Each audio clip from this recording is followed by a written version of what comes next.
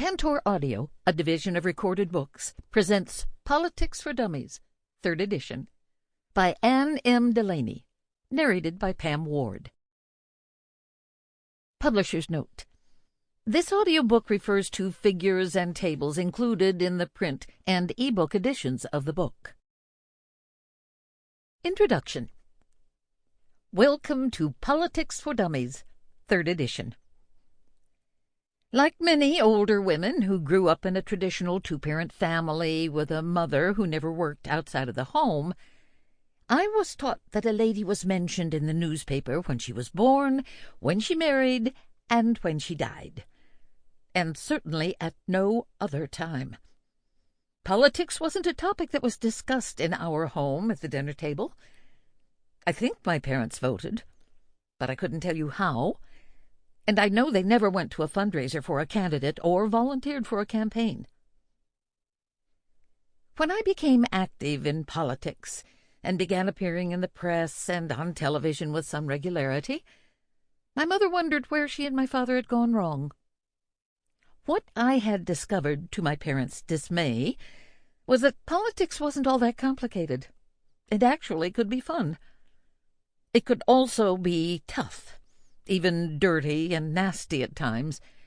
But winning and being part of something bigger than yourself bring a tremendous sense of satisfaction and control, even if your only involvement is to vote for the candidate of your choice. You're exercising your rights, and the candidates have to consider your views. You are in control. What is politics? What exactly is politics? That depends on who's doing the defining. Some people use the word politics as an expletive. Suppose you've just seen a particularly vicious, negative political advertisement on TV where one candidate challenged the honesty, patriotism, or parentage of the opposing candidate. You would not be alone if you dismissed the ad by saying, "That's just politics." Many of us use the phrase, "that's just politics," to express our displeasure with everything we see wrong with the U.S. political system. We get disgusted with special legislation that gives certain types of people tax benefits. We dislike seeing officials get favorable treatment from regulatory agencies for constituents or contributors. Many of us are offended by Congress's generosity to itself. Pensions, free lunches, and golf trips from lobbyists. We disapprove of members of Congress saying one thing and voting for another, such as supporting term limits but not retroactively. And we tend to condemn these activities with our disgust. That's just politics. It may be just politics, but after you learn the ropes, you can have an impact on politics.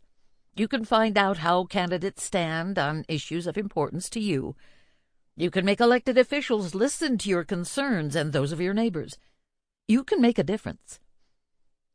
Politics is more than just what is wrong with our system. Politics is our system. It orders our lives. It determines who wins and who loses when governments make decisions. It determines whether the future will be brighter or bleaker for our children.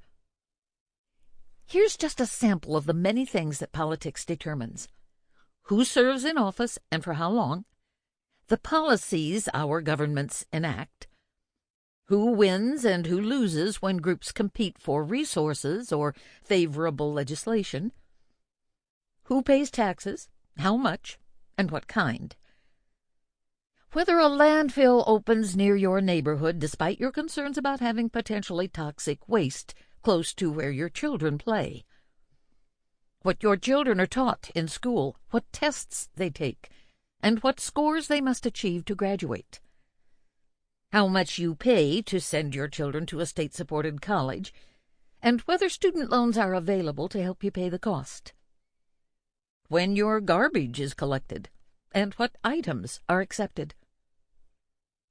From the sublime to the ridiculous, politics is everywhere. Regardless of how you define it, politics is the glue keeping our entire society together and determining the relationships of all the members of that society. You can't avoid politics.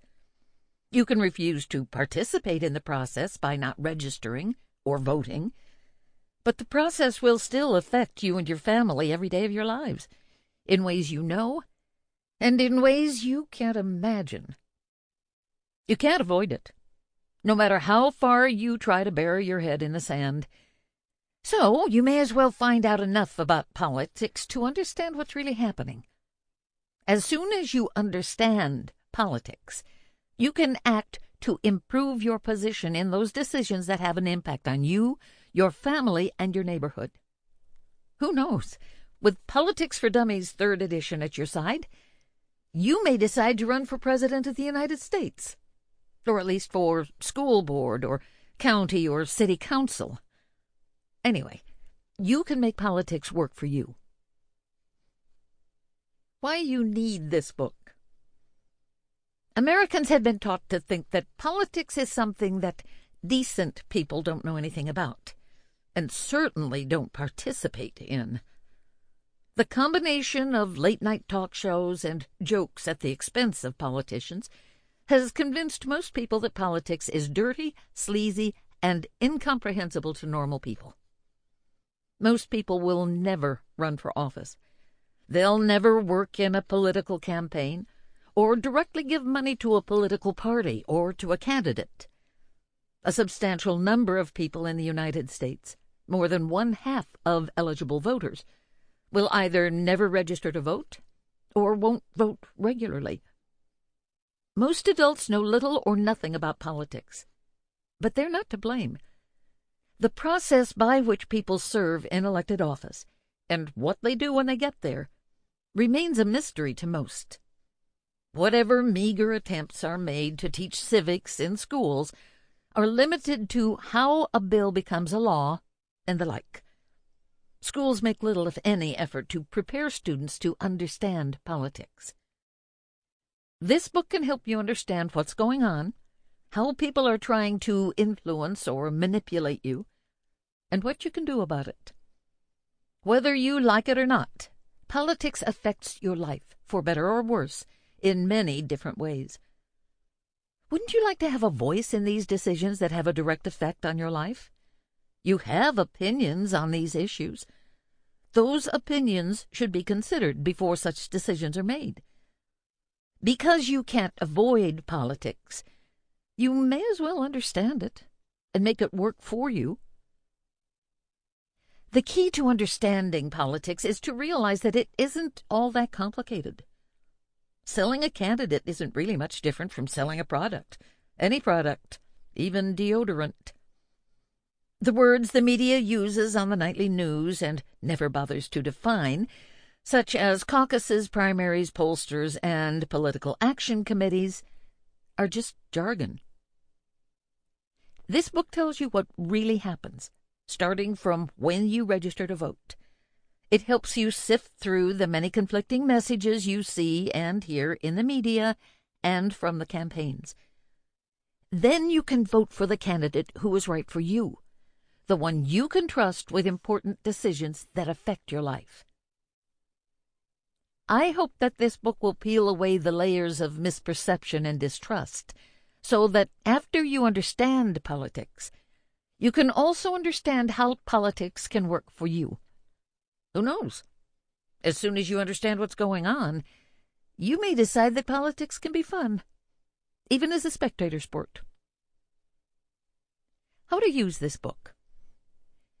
This book is meant to be a reference that you can take off the shelf whenever you have questions about what's happening politically. You can read it through from cover to cover if you like, and if your social life is at an unusual low. Politics for Dummies, 3rd edition, is designed to answer your questions by easy reference to the table of contents, the index, the icons, and the sidebars. As your questions arise, you can find exactly what you want to know without having to read the entire book. This book answers the questions most frequently asked by intelligent people who have avoided the perils of politics to date. If you have little or no knowledge of politics, don't be embarrassed. You're like most people. And this book can help you understand and make politics work for you. If you have some knowledge and want to increase it, this book is the vehicle to do so. How this book is organized. Each chapter attempts to answer a frequently asked question about politics. The chapters are organized into parts, each of which covers an area of politics. Here's a summary of what you will find in each part. Part 1, Politics and You. This part is all you need for intelligent cocktail party conversation to demonstrate that you're in the know and taking the first step in any kind of political activity. Part 2, Making Your Voice Heard. In Part 2, I tell you how to communicate with the big shots, as well as how to start changing the world as we know it by becoming a political player. Here you can find out how to start getting yourself involved in politics. The last chapter opens up the world of politics on the Internet. Politics is one of the top 3 topics on the Internet. So whatever your political beliefs, there's a website out there for you. Part 3, Politics is a Team Sport. Part 3 discusses why the United States has only 2 major parties and all sorts of minor parties and independent candidates. It tells you some of the differences between Democrats and Republicans, how to become a member of a political party, and what happens when you do. Are you part of a special interest? This chapter tells you what special interest groups are, how to join one, and how to make them work for you.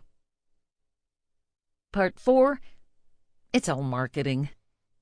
In Part 4, you find out how a campaign introduces and sells the candidates, and you see how to separate the truth from the advertising run by the campaigns. All this should help you choose which candidate you want to vote for. Part 5, Let the Campaigns Begin. This part talks about campaigns at the local, state, and national levels. Find out where the money goes and where the special interests are. The parties also want to know what you think about everything under the sun, so I include a chapter telling you about all those polls that the parties and the media like so much. Then I talk about the issues that candidates and parties don't want to discuss in public because you might not like what they have to say. This part also explores the dark side of politics, the whys and wherefores behind negative campaigning, and the reforms needed for politics to clean up its act. Part 6, Presidential Politics. Part 6 covers the presidential campaigns, from the Iowa caucuses to the National Party conventions to the Electoral College. Turn here to find out what actually goes into electing a president. Part 7, the part of tens. Part 7 is the famous For Dummies part. That's all lists. Here I've included the 10 things you need to teach your kids or yourself about politics, the 10 commandments of politics, and, of course, the 10 most common political mistakes, just so that you can see whether the latest candidate might have figured out a new way to screw up. Icons used in this book. The little round pictures in the margins of this book point out information, warnings of thin ice, things you should remember, and ways you can become active in politics. Here's a list of the icons and a brief description of what each one does. Political stuff.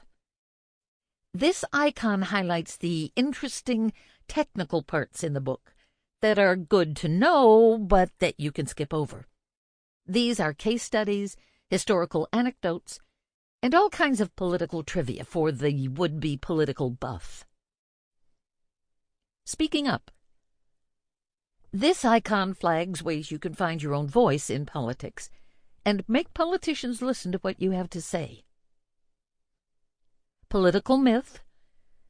This icon sheds light on stories about politics that are part of the common wisdom but may not be true. Look here to find out what the reality is. Tip: this icon marks political words of wisdom that can help you navigate the system. Warning: this icon alerts you to things to avoid and common mistakes people make. Remember, this icon is a friendly reminder of information discussed elsewhere in the book, or stuff you definitely want to keep in mind. Where to go from here? You can either read this book straight through, or skip from chapter to chapter. If you need to brush up on some of the political basics, keep listening. If becoming an active player in politics is what you're looking for, go straight to part 2. Use this book to find out about politics and to become a player in your community, state, or the country itself.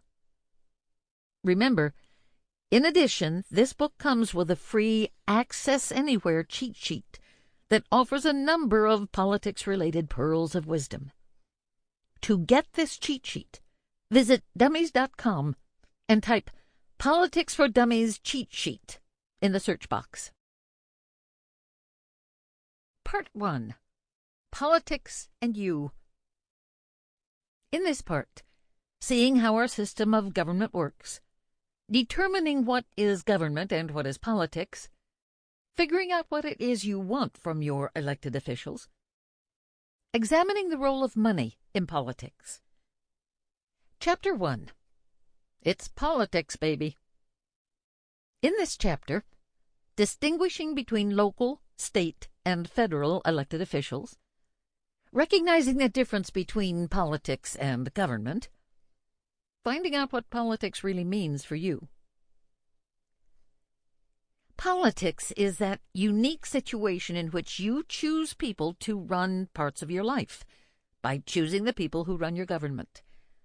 The U.S. government has all kinds of elected politicians, from the nation's president down to the animal control officer in your locale. In most cases, you can choose any candidate you think will do the best job. Elected politicians. A quick look. Elected officials come in 3 levels: federal, state, and local. You have a role in determining who gets elected to all 3. You can think of these officials as tiers of a wedding cake. As you move down the cake, each layer grows larger and larger and holds more and more politicians. Check out Figure 1-1. The president and the vice president stand atop the cake of politicians, but it's up to you to decide whether their marriage with the voters continues or they get dumped at the next election. Federal officials. The federal government consists of 3 branches: judicial, legislative, and executive. Here's how they break down. The judicial branch consists of all federal courts, from trial courts all the way to the U.S. Supreme Court. Federal judges are nominated by the President and confirmed by the Senate. You don't have a direct vote in the selection of federal judges, but you do have a sort of indirect vote, because you elect the president who makes the selection, and you elect senators who confirm it. Also, both the president and the senators consider public opinion when making their choices. The judicial branch interprets federal laws when lawsuits are filed in federal courts. It also decides whether state and national laws conform to the federal Constitution. Decisions of the trial courts can be appealed to the circuit courts of appeals and, ultimately, to the Supreme Court. You elect the members of the legislative branch, called Congress. Congress drafts bills, which, if passed and signed by the President, become laws.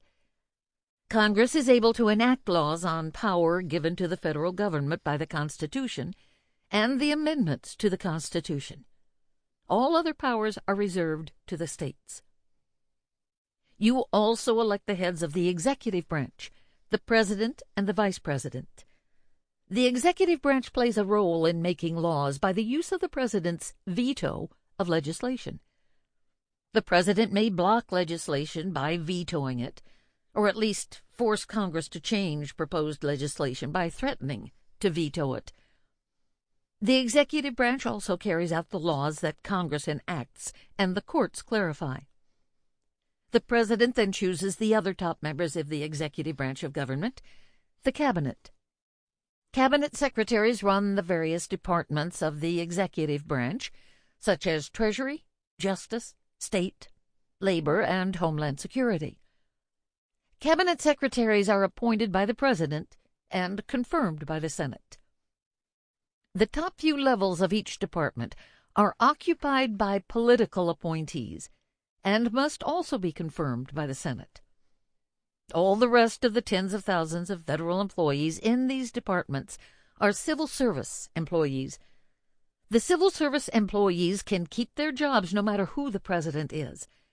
But those political appointees can keep their jobs only as long as the president who appointed them is still in office, or until the president who appointed them wants them to leave.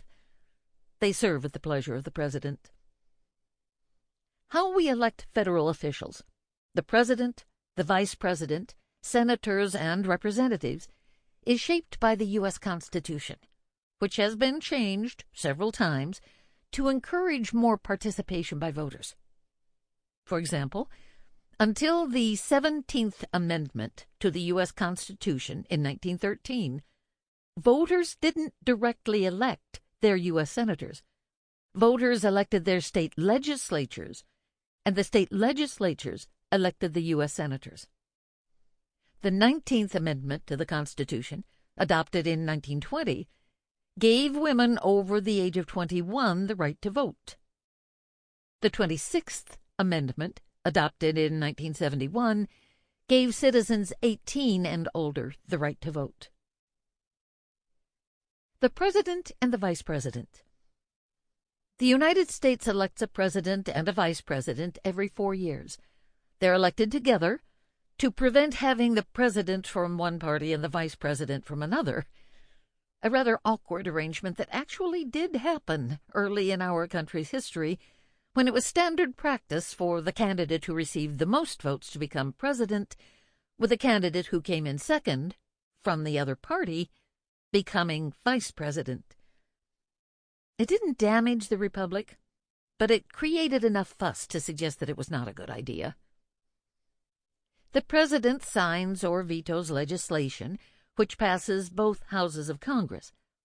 If the president vetoes legislation, a two-thirds vote in the House and the Senate is required to override the veto and enable the legislation to become law. You don't elect the president and vice president directly, but your votes do determine who holds both offices. See Chapter 23 for more information about this process. Representatives. Each state elects members of Congress, called representatives, who serve in the House. The number of House seats is limited to 435, so the average member now represents almost 750,000 people. The census, taken every 10 years, determines how many of those 435 representatives each state receives. States with growing populations gain congressional seats after the census. States that have fallen behind in population usually lose seats, although the Constitution guarantees them at least one. After the census results are tallied, each state draws its own congressional districts, although federal courts sometimes force changes afterward. Usually, state legislatures take responsibility for this task, but sometimes states set up other means for determining their election maps, such as independent commissions. The exact boundaries of congressional districts can be the subject of much political fighting, turf warfare, and teeth gnashing, as powerful politicians try to sweet-talk the map-makers into drawing districts that will promote their own personal and political ambitions. Members of Congress are elected every 2 years in even-numbered general election years: 2018, 2020, 2022, and so forth. Senators. Each state, regardless of its population, also elects 2 senators to serve 6-year terms. Every 2 years, 1/3 of the U.S. Senate is elected. So your state may or may not have a Senate contest in a given general election or even-numbered year. Because they are responsible to entire states, senators usually represent a much larger number of people than members of the House do. But the number of people each senator represents can vary widely. For example, the senators from Alaska represent about 750,000 people, whereas the senators from California represent almost 40 million people. Remember, some state and local elections can occur in odd-numbered years. State officials. Just like the federal government, each state government is divided into 3 branches: judicial, legislative, and executive. The functions of these 3 branches are largely the same as they are within the 3 branches of the federal government. Judicial, judges in state courts interpret state laws. Some states elect their trial court and appellate court judges, some don't. Some states permit citizens to vote to retain or remove judges, but don't permit partisan elections for judicial positions. Whether you can play a role in the selection of judges depends on your state law. Legislative. State legislatures enact laws that apply to their state. In each state, voters are grouped into legislative districts for the state legislature or General Assembly. Most state legislatures include 2 chambers, an upper house, usually called the Senate, and a lower house, usually called the House of Representatives. Terms of service may vary from 2 to 4 years. The ever-efficient and tidy state of Nebraska has only 1 house in its legislature, consisting of 49 members with no party affiliations. The 49 are called senators and are elected for 4-year terms. For more information about parties and affiliations, see Chapters 6 and 7. Executive. The role of the executive branch of a state is to administer the laws. Just like the president, governors also have the power to veto a bill or piece of legislation. However, not all governors' vetoes must have a 2/3 vote of the state legislatures to override. Some governors can have their vetoes overridden by a simple majority of votes in the legislature. Because it took a majority of votes to pass the bill in the first place, it's not that difficult to pass the legislation again. Governors in states with majority override of vetoes don't have as strong a weapon in dealing with their state legislatures as the president does in dealing with Congress. The voters of each state elect their state governor. Both the date that the election takes place and the length of the governor's term depend on state law. Most states have 4-year terms for their governors and elect them in general election years. Vermont and New Hampshire have 2-year terms. A few states, like New Jersey, elect their governors in odd-numbered years. Virginia has no term limit on its governorship, but a governor may not serve consecutive terms. Most states elect a governor and a lieutenant governor on the same ticket, and many states limit the number of terms a governor can serve to 2 or even 1. Local officials. Counties, cities, and towns also have elections to choose officials for their legislative and executive branches. Some judicial offices may be elected at the local level, but these courts handle small claims issues or local ordinances for minor matters. State law largely governs criminal and civil matters. Mayors, city council members, county commissioners, and the like are elected at the local level. How, when, and for how long these officials are chosen depends on state law. Some states elect local officials in odd-numbered years, others in even-numbered years. Some officials have term limits, some don't. Some elections are partisan, and some aren't. Your state or county election board or clerk's office can tell you how these elections work in your community. Many local governments also maintain web pages that contain election information. Politics versus government. Politics and government don't differ much, but the rhetoric changes somewhat. Sample complete. Ready to continue?